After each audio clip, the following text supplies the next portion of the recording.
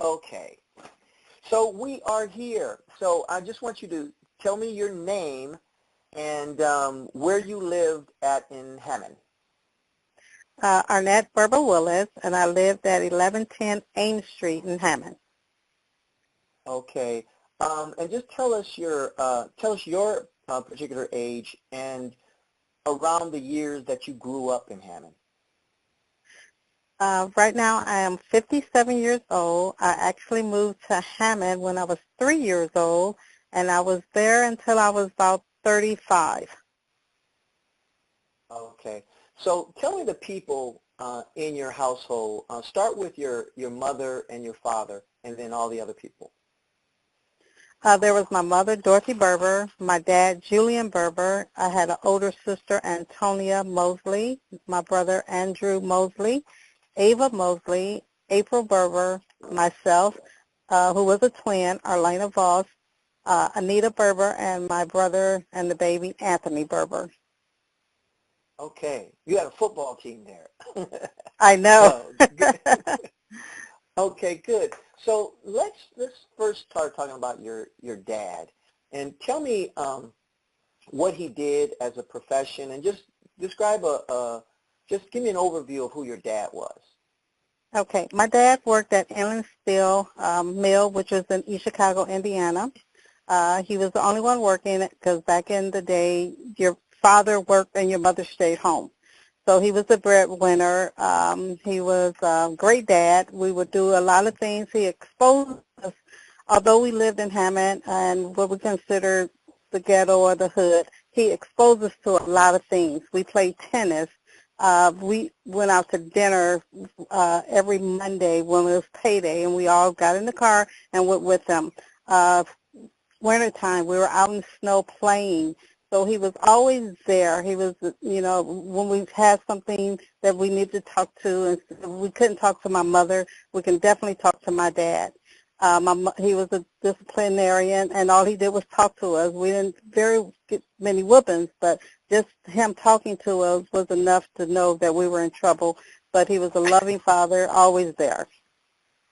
Okay. So what did he do for fun? I mean, with that many people in the house, and especially Inland Steel too, where now did he do a number of shifts? Did he just do the night shift, the day shift, or how did he work there? No, that changed. Like every 2 weeks, he would either do the morning shift, then 3 to 11 shift, then the midnight shift. So that changed. I remember him actually having, he was there for so long that he had like 13 weeks of vacation that he would take months off. And actually he did fishing. That was his enjoyment. He loved to fish. He loved to play pool, where actually he even put a pool table in our dining room.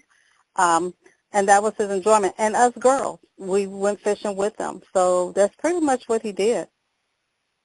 Okay. Okay. And give me the dynamics of your mom and how she, correlated and responded to him and what she did. And I know you saying that she was a housekeeper. I mean, for you guys. And so Right. tell me how all that was. Well, Mom, like I said, she was a stay-at-home mom up until Anthony, the baby brother, went to school at 5 years old. Then she started working out at home. But Mom mainly was at Mount Zion Church, was our neighborhood church. She did a lot of things there. Mom sewed, so she was always sewing our clothes. And she was just a housekeeper, raising us girls. And that's pretty much what Mom did, and took care of my dad. Okay, cool.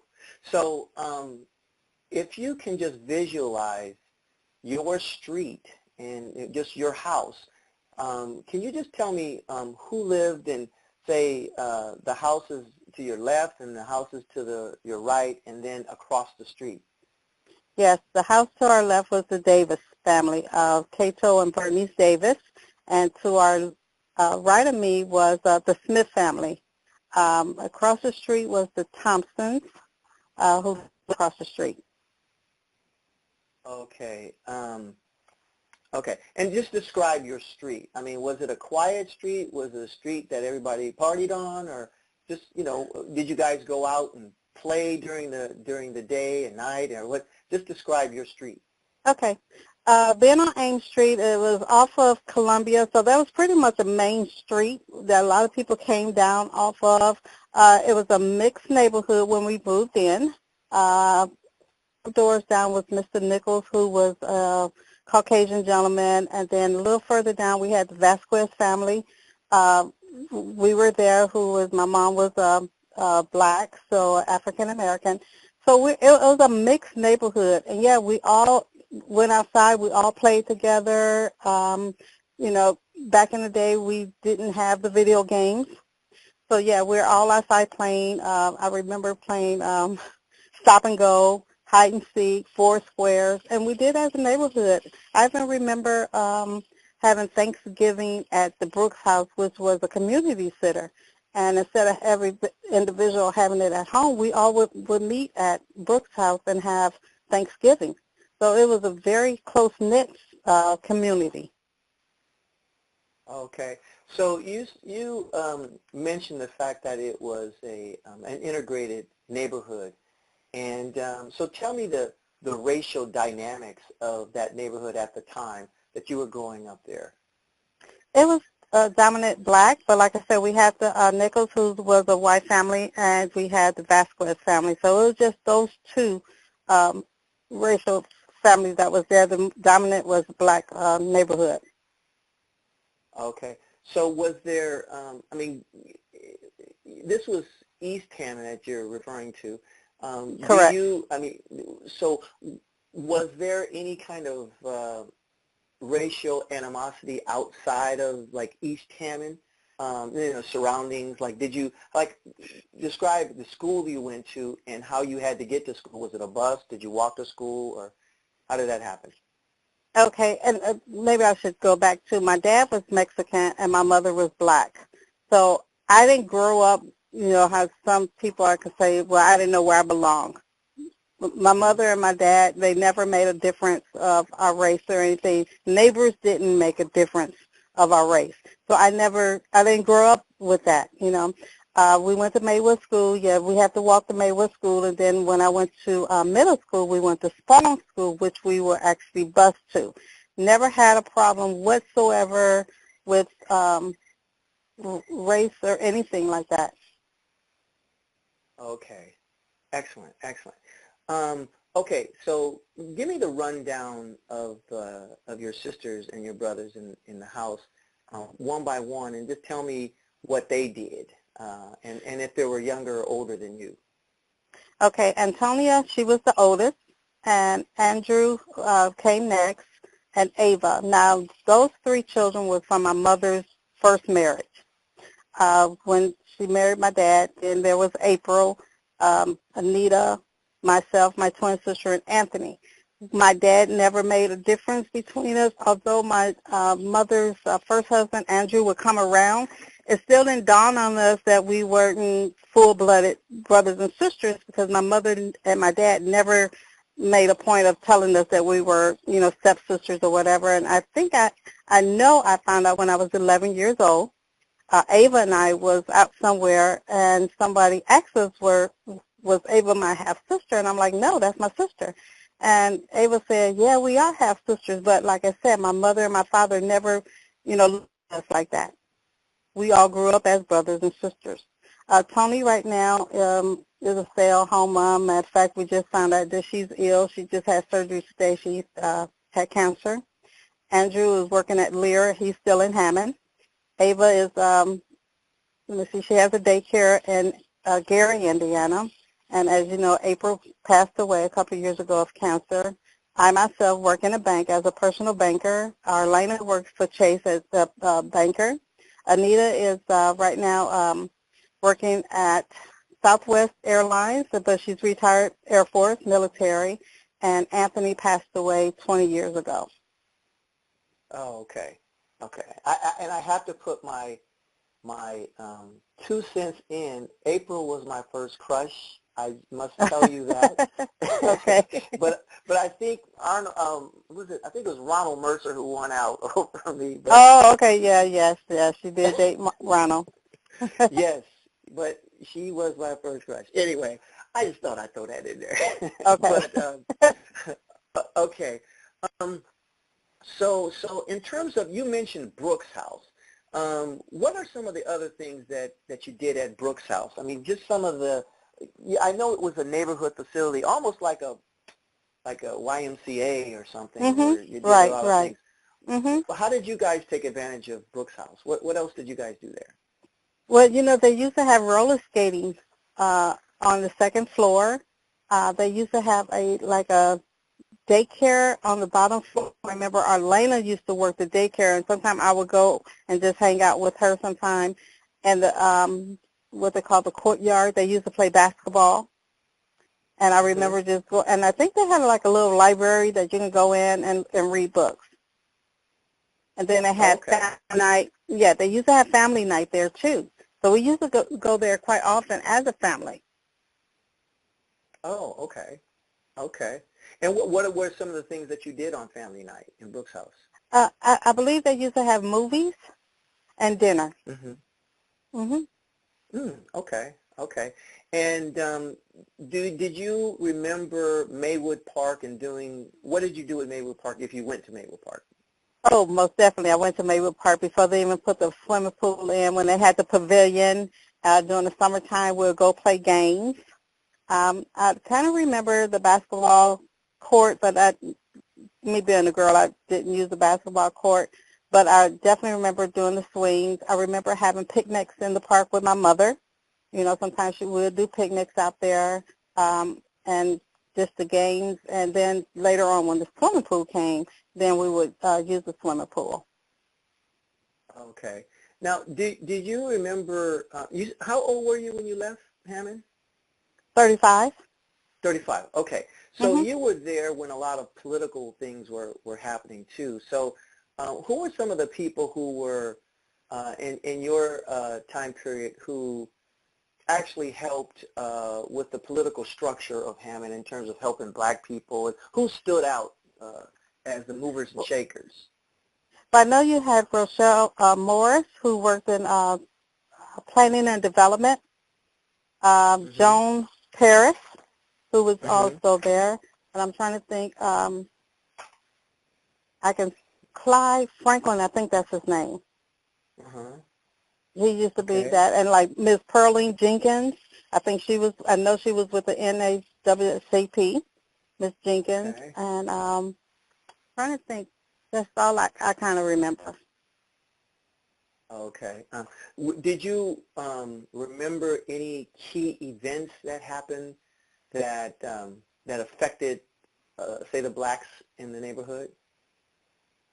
I think when they started having like the black and white balls, Hmm. that just brought everybody together, whether you was a police officer and drug dealers, I said it, everybody used to go to the black and white balls. I'm serious, Bobby. Everybody came together that night, and it was weird because I was looking at some pictures one day, and I said it, I'm like, everybody was there. I don't care what you did in the community. That night, everybody dressed up, and they were at the black and white ball. I remember, Okay. I even remember being young when the Red Caps came into town. I'm not exactly sure what they were all about. I just knew they were a gang. I don't know if they were there to help. I mean, they wasn't bad people or anything like that. It wasn't like today where the gangs where they were fighting for territory, anything like that. Okay. And Yeah. and were the Red Caps,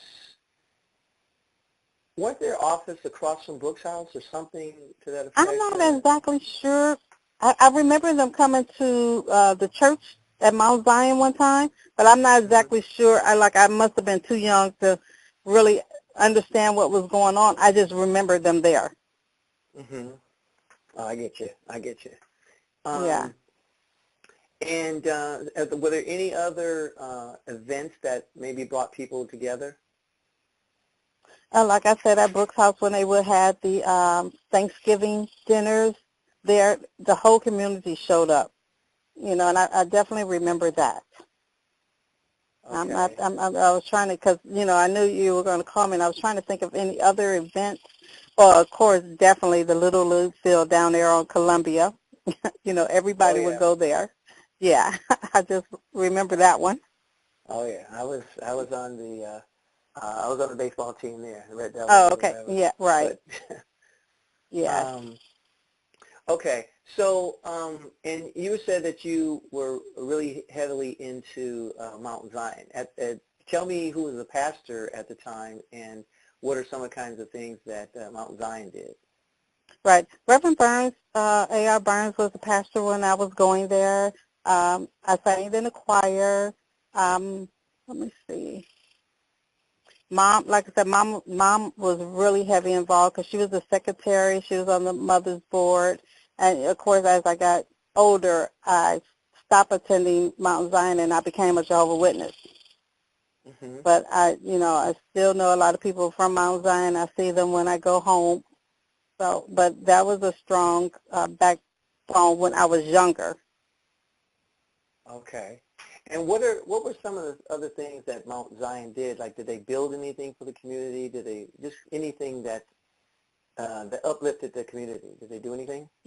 Yes, actually, they built the plaza, which is a senior citizen home, which is still Hmm. there on Wood Street. Okay. Okay. Yeah. So along the time that you were growing up there, can you give me a little bit of I don't know, the philosophy of the neighborhood? Like with me, my mom gave neighbors the permission to whoop my butt Oh, if I yes. got out of line, and then I had to get Mhm. another one when I got home. So Oh, what most was this definitely. like for you? Same Tell me thing. yours Same first. thing. Yeah. I mean, to me, like I said, how that saying said, it takes a village to raise a child. Hmm. That's what it was. We were a village.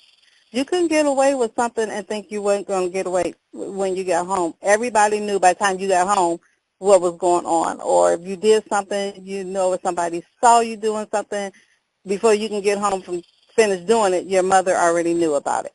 And I think that's just what made us, our age, better people. You know, we Hmm. we were scared of our parents. Children today are not scared of their parents. We not only we afraid of what they might do to us. I think we were more afraid of us hurting our parents. I know I Hmm. was. I don't want to see my parents, all upset because of something I did. And I think that's the way the neighborhood was. It was a community. It was a family back then. Now everybody's scared to say something to, the child next door. Where back in the day, you can say anything to that child and you better not say nothing back. And Right. I love that about back then, where kids was kids and grown-ups was grown-ups. Mm. Right, right. Now, tell me the dynamic, because you have a special dynamic because you're a twin. Um, Yes. Give me some of the dynamics that you and your sister went through. And I don't think I knew any other twins in Hammond. I can't personally think of any. Maybe there were some, but So how was it growing up as a twin in Hammond? Well, it was funny because my twin sister and I wasn't that close. uh, we didn't have the same interest. It was funny because my baby sister Anita and I had the same interest, like going to the park. So Anita and I would go to the park. Arlena and I got kind of close. I would say probably in high school, Hmm. and I think that was due to my mother. Because when we were in kindergarten, her thing was to separate us because she didn't want us identifying as twins or as one. So she always made us be in separate classes whenever we went to school. And matter of fact, Arlene and I did not have a class until we were seniors in high school. Mm. Oh, okay. So, Okay. yeah, so I think that's You, probably where we got that independence of being separate. I get you. Yeah. And did you guys go to Tech or Hammond High? We both went to Tech. Okay, welcome to Tech.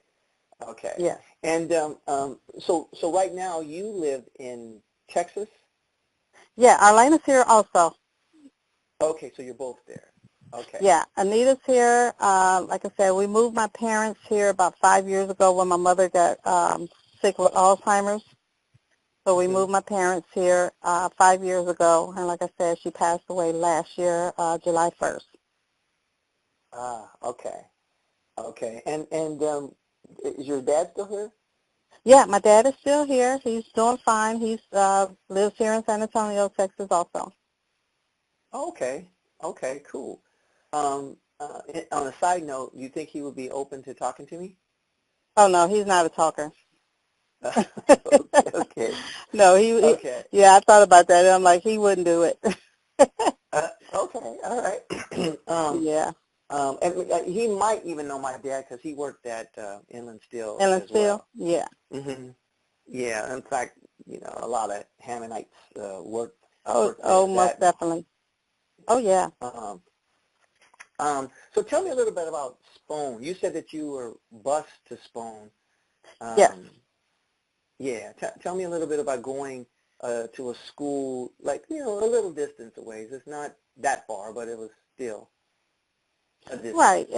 Yeah. I mean, it wasn't bad because we got bused to another school, but we got bused with the kids from the neighborhood. So we were still with who we know.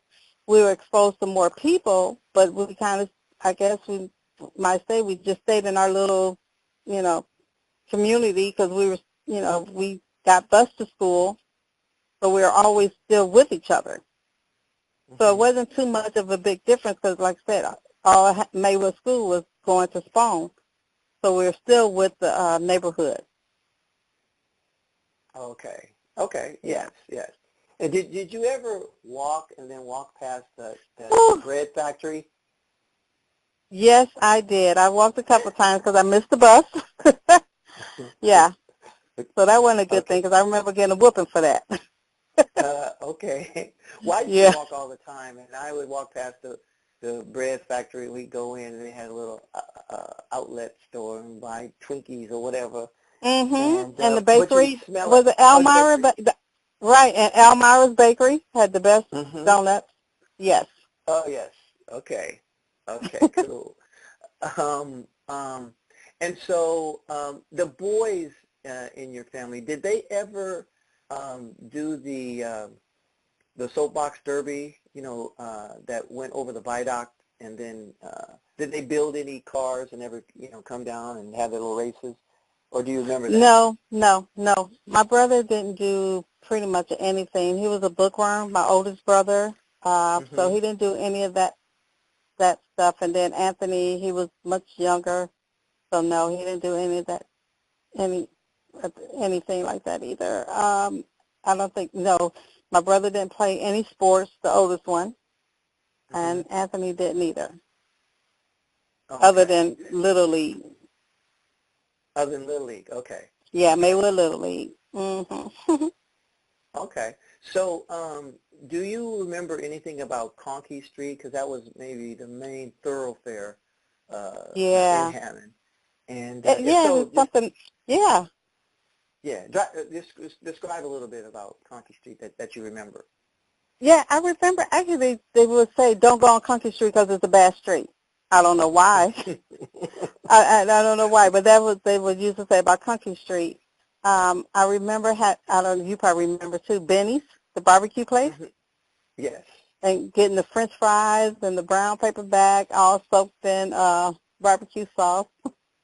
I remember Benny's, like I said, and you actually Brooks House was on, well, it was on the side street, but the courtyard was actually on Conkey. Hmm. But Oh, yeah, yes. I don't know if they had yeah. So, but they always just say that's a bad street, and I don't know why. Hmm. Well, we had the taverns and that whole thing, and people would See, I don't gamble and remember drink. those, because I guess I didn't go on Conkey Street. Yeah, no, they definitely had those, and it created an element, so to speak. Mhm. And so even though and you even mentioned it, you said the ghettos, this that, and that. And Right. it may have been the ghetto, but I don't know. Growing up, it was hard It for me wasn't to to think that I'm grasp living it. in a ghetto. Right. Right. Right. Because Yeah.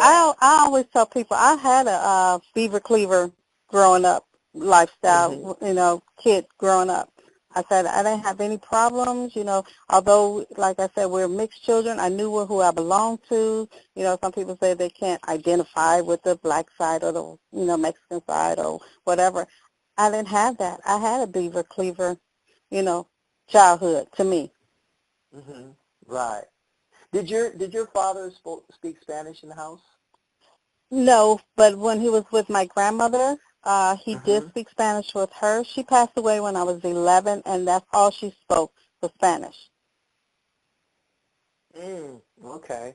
Yeah. Did you regret not picking that side up? Yes, I do every day, especially living here in Texas. Oh yes, definitely Texas. Right, right. Right. And it's funny, some people say, well, how did you all communicate? I said, she hugged us and fed us. That's all she did. Okay, that's all she needed to do is That's all hug she you and did, feed yeah. you. Mhm. That's funny.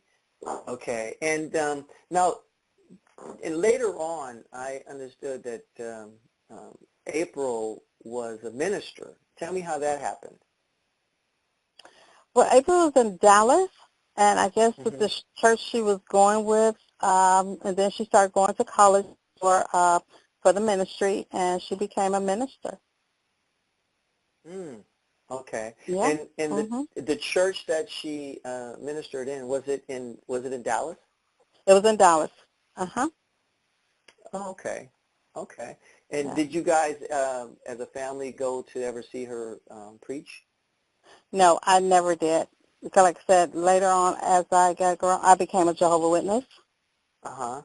And so we don't interface with other faiths Oh, because okay. what they preach is not what what I believe what the Bible teaches us. So we would visit her. I would drop her off at church, and then I would do my thing, and then we'll meet up later. But I never actually heard her speak. Ah, okay. Okay. Now, were you the only Jehovah Witness in your family, or did your other sister I have practice two that spirit as well? sisters, Antonia, the oldest, and Ava. They're Jehovah's Witnesses also. Oh, I get you. I get you. Okay. So let me ask you this: when you go, or do you go back to Hammond? I was going to say when you go back to Hammond, but let me ask you Oh, you if you scared go me, back to honey. Hammond. Yeah, I go back. As a matter of fact, I'm going back next month for our 40th class reunion. But Oh, when my okay. mother was there, I used to go every year. Now it's not as often. Hmm. Okay. So when you go, now I know you're going back for a reunion on this one, but when you go, who do you actually visit? Or do you stay in Hammond with friends, or who do you go to see? Normally, when I go back, like when my husband and I go, we stay with friends that live in Calumet City, Hmm. and there's really nobody I go visit because everybody I know is here. Oh, okay. Your whole Or family. right, my immediate family. If I see cousins, it's because they're probably doing something, having a cookout. Then I'll go see my cousins. But other than that, nobody. Okay. Okay. So if you can think of the most prominent people who came from Hammond, um, uh, and not such that I'm talking about just a celebrity or whatever. Anyone Mhm. who Mhm. has done anything, maybe on a national level, that rose to the level of prominence. Who would some of those people be? I would think Roland Parrish. Um, Okay, right. because of Uh, the McDonald's. that, and then he gave back to Purdue. Another Okay. one is Kevin, or what we call Kent Pendleton. I don't know if you remember the Pendletons. Melvin Pendleton. And Okay. yeah, Kent, well, we call him Kent, but his real name is Kelvin. He has a couple of funeral homes, maybe like 11 or 12, and he actually went to school with me.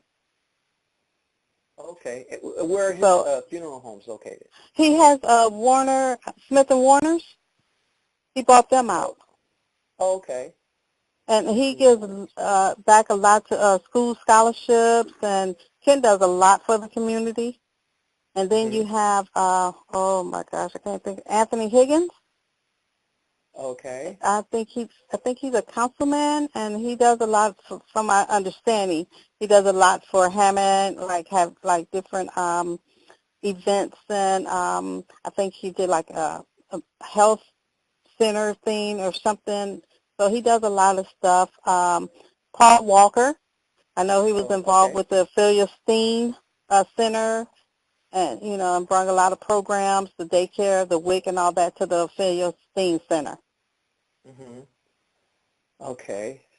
So Paul Walker, Anthony, Kent, Higgins, and Kent Higgins, and Roland Parrish. Okay. Right. It was his name. He goes by Kelvin Pendleton. Kelvin Pendleton. Okay. Yes. Okay. Anybody else stands out to you? That's all I can think of. Okay. Okay. Good. And of course yourself, Bobby. Oh no, I don't count right now. Oh, okay. No. I'm trying to see. There were different eras and different people, and so someone may stand out in a certain era. As a matter of fact, you're kind of in my era, and at one point I'm going to be talking to people who live there right now, the younger generation, which is a totally different orientation of what Hammond is. Oh, I'm sure. You were there, we were there when Hammond was Mayberry RFD kind of thing. Everybody knew. Right. Now it's it's the environment has changed. I don't think I would walk from my dad's house on 164th to the park at night. No. Because it's just different now. They don't know me now. So Right. And that actually makes things a little disconcerting for me, because it used to be a nice community, and so you figure out, most definitely, like what happened, kind of thing. Yeah. And maybe those moral and ethic. Go ahead, you can tell me. Right. What happened was a lot of us moved out. A lot of people who didn't care about the community moved in. And now, and it's just a time, and I'm just going to bring the Bible to say critical times. It's different times. People don't care about each other like we did back then. And what you said, and I remember you said you wouldn't walk to the park. I remember Anita and I sitting outside, and it's hot, like in the summertime, 1 and 2 o'clock, and we looking like, let's walk to Mayville Park. And we can walk to Mayville Park at 2 o'clock at night. I wouldn't do that now. Oh, for sure. Right. But we can do that at 2 o'clock in the morning back in the day, because you know what? Somebody was always out. Somebody was always watching, what you were doing, and people had your back then. Now people are out all for themselves. Right. So, yeah, it's sad. Like you said, you're right. We did have Mayberry. Right. We did. I have to describe that to people, and a lot of people, like in California, wherever, I literally have to say Gary, because they don't know Hammond. And then Gary, they'll just say, what, Jackson 5, you live next door, right? Kind of thing. Right. And it's like, no, but Hammond is a scenario where, it's on the way to Chicago, or it's where the Illinois people come to get gas because it was cheaper. Across the state line. It was just, that's what it was there for, kind of thing. So but it has changed tremendously. And some people say that when Nickerson Gardens was torn down. Oh no, excuse me, Cabrini Green. Sorry, Cabrini Green was torn down. A lot of people moved in. Yeah, they had to go somewhere, and Chicago was pushing them out. And so they went to the East Chicago, Gary, Hammond, and with that Chicago mentality, they literally could run over the common, country folks, so to speak. They were much more street savvy. Street, right. Right. So, and I think Right. that's what changed a lot of the environment there. Most Um, definitely. so, what's the happiest time that you can remember in Hammond, and what was that all about? The happiest time that you can remember. Whew, let's see. Um, I think when we're all like in, I would say elementary school to me, where we're all at home together. My dad was taking care of us. My mom was home. You know you can come home and your mother is going to be there. You know if something happened, your dad was going to be there for you. And that was my happiest, just being a family. And we do that now. We just have our family fun days. And it was just enjoyable. Like I said, you can go sit outside and, you can talk to your neighbor and you don't have to worry about, somebody coming down the car and you're going to have to duck. And Right. I just love that about when we were, elementary school, middle school, even high school. We didn't have that in high school. So my whole, childhood was enjoyable to me. Mm-hmm. Okay. Okay. Yes, and I agree. And um, actually, you wouldn't have to think about some of the things that we think about now, and even the worst things of getting in trouble was, stealing some grapes off of somebody's Right. vine or whatever. Mhm. It wasn't Right. like shooting anybody or anything like that. And then when Right. there was a fight, it was just you go to Fist fight. fisticuffs, and then that was it after that. Right. And, Mhm. and so it wasn't a perpetual vengeance against a person. So it's Right. kind of different. Oh, most Do you definitely. do you remember the first like police officers that were black police officers that were in Hammond? Yeah, that was Paul Walker, Hmm. Ronnie Rowe, and Norman. Oh, what is Norman's last name? Oh, I can't think of Norman's last name. But Okay, those are but and three that I remember. okay, and do you think those police officers had a different dynamic than maybe now? I know we have a black police chief, I think it is, in Hammond now. Assistant Chief, Andy Short. Yes, He's yes. Andy Short. He went to school with my baby sister, I think, or my brother. Yeah, he's young, but I think because when we were growing up with Paul Walker and Ronnie Rowe, it was different because there were black police officers and they were from the neighborhood. The family was from the neighborhood, Hmm. and I think that really Hmm. made a difference.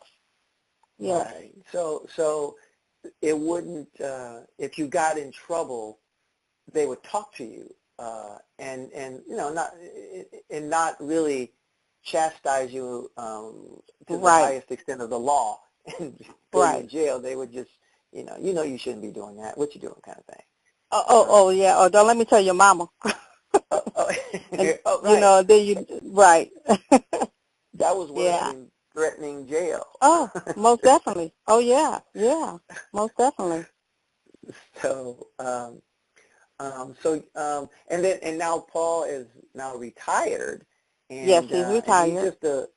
just a pillar now because he's into photography and this, that, and the Oh, other. So he yeah. takes pictures of everything, which is great. Mhm. I know. Um, Yes, he um, does. okay, so let's see. I'm going through my notes here, and like I said, Okay. I'm gonna edit this. Okay. Um, describe. So, and this is the last thing, unless you know of any Okay. other things you want to add, is any incidents, good or bad, that made an impression on you that have stayed with you, like until now, that occurred in Hammond. Anything? I don't know if you were around when John F. Kennedy Yes, I was. went. Okay, so just describe some of those, either that or any other incident that just is like you glad you grew up in Hammond because of that incident, Right. I whatever remember incident. him. Yeah, I remember him coming down Columbia. I remember being out there, but I don't remember seeing him. I don't know if I was just too young, just wasn't really paying attention, but I remember being on Columbia, and I remember somebody said, I touched his shoe. I'm like, okay. But I definitely remember him coming to Hammond, going down Columbia. So that, I definitely remember that. And let's see, I'm trying to think what else, because I was going over stuff myself. Um, And another thing, a lot of people was really proud of Miss Riley's son, James Edwards, who was in the movies. That was a big Hmm. thing, because Miss Okay. Riley lived right down the street on Ames Street, and you watch a Okay. movie and there go her son. Okay. Yeah, Okay. that was a big thing. I remember that. Okay. Okay. So anything else you want to share that just, No, I think that's it. did we I think covered it? that's. Okay. I think we covered it. Yeah. I just wish we Okay. could go back to that time. I would too. Oh my I need gosh. to go a second go round at being young in Hammond. So I would Yes. do things, some stuff I do the same, some stuff I would change. Oh, most Um, definitely. uh, I would be more, there were times, I could just remember a lot of summers that I would really just waste. I Uh-huh. mean, I didn't look at it as wasting. We just outside playing and this, that, and the other. Where now I can, like, for example, like a Tiger Woods. He was out Yeah. playing golf, practicing for, Right. or maybe a Jeff Morrow kind of guy who's just practicing Oh, keyboards and this, that, and the other, now and look then at them. you, Yeah. oh yeah, and just grew to be a magnificent artist, this, that, and the Mhm. other. So, or an athlete, or this, that, and the other. So, I think a lot of us grow up. We find out later on that, look at all those those summers that I missed by not practicing whatever it was. But then there's something to be said for going outside and playing, and having to be home before the street Oh, lights most come on. definitely. Mhm. Or our So, blue light parties. Remember our basement parties? You oh know, yeah, the blue light, the red the light. blue lights, a quarter Oh, to get in. I mean, that those were the days. right, right. A quarter to Yes. get in. I remember Yes. all of those. Yes. So, Yes. and I mean, and those were just, the days. oh yeah, yeah. And then, who were some of your friends that you just will remember forever? You might even talk to them now, but that you Right. remember. Right. Um, Yeah, I remember the Browns, Carmen Brown. We used to be friends. I have no idea where she is right now. She lived on Ames Street. Um, uh, some I went to high school with, which, like I said, next month I'm going to my 40th reunion, so I'll be able to see some of those I haven't seen, and like probably after high school. 40 years I haven't seen them. Rose Upshaw, who passed away in 2006 in a car accident, who was a good friend of mine in high school, and we kept in touch. Matter of fact, I think she died in 2006, and 2003 she came to visit me here in San Antonio. So it's people like that that you just never will forget. Although, like you said, we don't talk to them every day, but they're with us always. right, right. Okay. Yeah. Well, I definitely want to thank you for talking to me. And the purpose of this is to archive this audio and then translate it to the written literature and place it within the Hammond Library so that they will know that black people did exist in Hammond during Right. certain time periods, and it was a Mhm. good it was good for everybody at the It time. sure was. So, Yes. and just so the younger generation could look back and see what Mhm. Hammond really was, and to people, and how those people kind of flourished and Right. became upstanding citizens and, went all over the country. Like I said, you're Yeah. in Texas, I'm in California, and we still know each other. It's not like, Right. I don't know her. and Oh, good also old Facebook. when I saw you on Facebook, oh my God, da, da, da, da, da. So thank God for Facebook. Actually, Yes. it's Yes. part of the new technology, but it helped reach people because there were people that I didn't think I'd ever see again, Mhm. like the Right. Mitchells, like Phyllis and Janice and stuff, Right. and Mhm. I see them on Facebook, and I'm going to reach out to Phyllis to see if I can get an interview with her. Um, but because she can draw another picture of Moss Street when she Right. grew up right on the Mhm. corner there. So, Right. but anyway, I will let you know when everything. Oh, you know what? Let me get the correct spelling of your name before I hang up. Is it Arnette? Correct. Berber, Berber, Yes. and then Willis, Willis. Correct. Okay, and then you are 57. Okay, cool. Okay, so just one last request. If by chance you do talk to your dad and you guys sit down and have coffee and talk and he opens up about anything, could you tape record it for me? Sure. I most certainly It's just, will.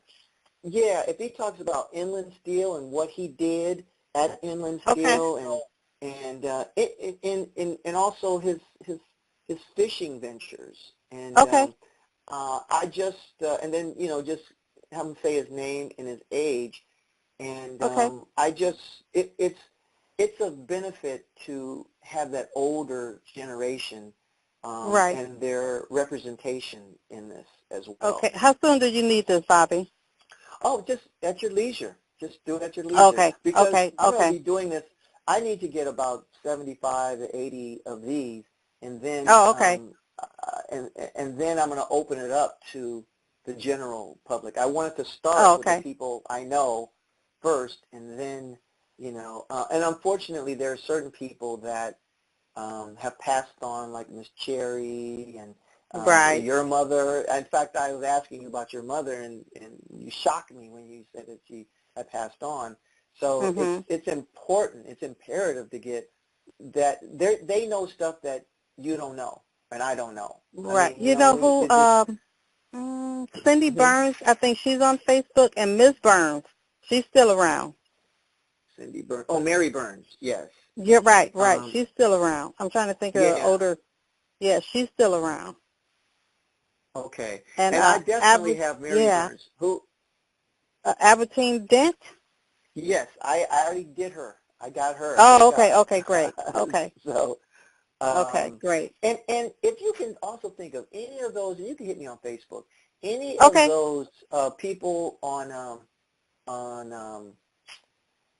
Mount Zion who may Okay. still be there, that old lady who's always there, or a person who turned to be, an old Right. lady, she Right. was there. Okay. So those are the people who know, maybe they were young at one point, but they have the gold of Hammond, and they have Mhm. that more of that philosophical Right. understanding. And I'm not talking about having, a PhD or master's. I'm talking Right. about Mhm. that wiseness that some old ladies, men have. So I would definitely love to talk to any of those Okay. people too. Okay. If So, I think of anybody, especially when I go home and I start seeing people, I will definitely let you know. okay. Okay, well, Okay. thank you very much. And You're so don't be a welcome. stranger. I Okay. won't. All right. Bye Okay. bye. Bye-bye.